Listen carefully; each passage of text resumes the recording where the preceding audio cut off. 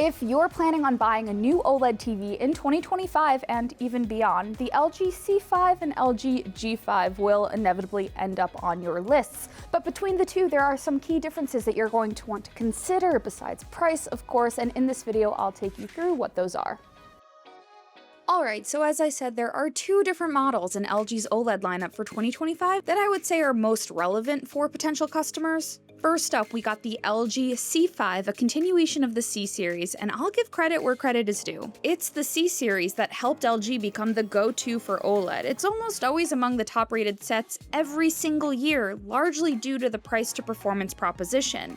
But if you checked out my review of the C4 in 2024, you know that I was a little underwhelmed. I think part of that has to do with competing models from Samsung stepping things up. It was starting to feel like the C series just wasn't a priority for LG anymore. After getting to spend a little bit more time with the C5, I'm afraid that might be the case even more now.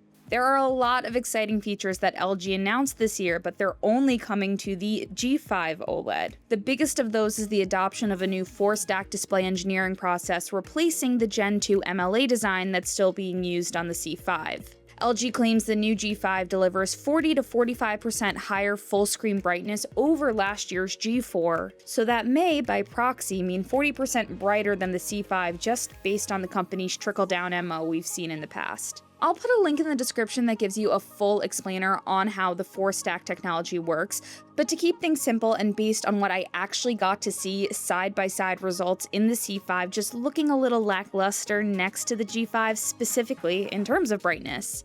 I will say, however, the C5 has some promising upscaling abilities thanks to the Alpha 8 Gen 8 processor. But the G5 has LG's latest and greatest Alpha 11 Gen 2, so that's where you're going to see the best picture processing overall. Then we get some other spec differences that I do believe matter to some shoppers, but you can tell me if you disagree. The C5 maxes out at 144Hz display refresh rate, while the G5 supports up to 165Hz, which is more in line with what Samsung's competitive models offer. Again, maybe I'm nitpicking considering this really only applies to users running gaming PCs using the OLED TV as their monitor, but remember it is the C5 that comes in 48 and 42-inch sizes, more comparable to a gaming monitor size. Speaking of sizes, this is something you'll absolutely need to consider. The C5 comes in 83, 77, 65, 55, 48, and 42 inches, while the G5 comes in 97, 83, 77, 65, 55. So if you want the biggest screen, that's going to be with the G5, but you do have more options with the C5, especially for those smaller sizes. I'm always a fan of size flexibility because it really is important to get the TV configuration that best suits your space. If you're not sure what that is, I'll link a guide to choosing the right TV size below. Also worth noting, the C5 comes with a stand while the G5 does not. It's only set up like this for demo purposes. LG very strongly encourages wall mounting the G5. If that's not your plan, there you go, another point for the C5. And there are software features that level the playing ground too. I plan to go into a lot more detail when I actually get one of these TVs into our studio to test so that I can show you, but with WebOS 25, it's all about AI. Advanced AI search uses an LLM, you can search for information with Copilot integration and the onboard AI chatbot. Think things like service on demand, troubleshooting, picture and sound recommendations, even just changing the settings. The TVs even have voice recognition so it knows who in your household is making a given request. But the best part of WebOS, in my personal opinion, is no matter which TV you end up getting, the C5 or the G5, you'll get at least 4 software updates within 5 years with new features, improved experiences, all the things that continue the value of your purchase for years to come.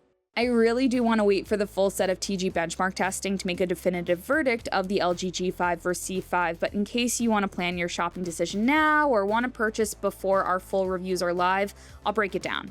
The G5 is going to be the ultimate choice, the more expensive choice for sure, but that 4-stack technology looks incredible in person, even in bright rooms. For the latest and greatest, I do really think that's the way to go if it's within your budget. That said, the C5 still looks like a well-rounded OLED TV. You get more flexibility with sizes and setup options, but hey, at that point, I might even consider looking at the G4 or C4 marked down if budget is a priority.